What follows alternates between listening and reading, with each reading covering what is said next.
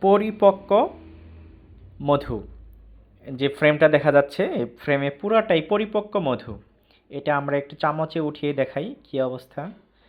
দেখা যাচ্ছে চকচকে ঝকঝকে পরিপক্ক মধু, আঠালো।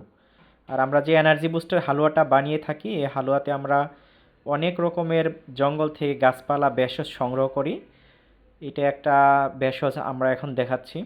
এরকম হরেক রকম ভেষজ আমরা ব্যবহার করি। আমাদের এনার্জি বুস্টারটা 100% ন্যাচারাল এবং প্রাকৃতিক। এটা যে কেউ নিঃসন্দেহে ইনশাল্লাহ খেতে পারেন।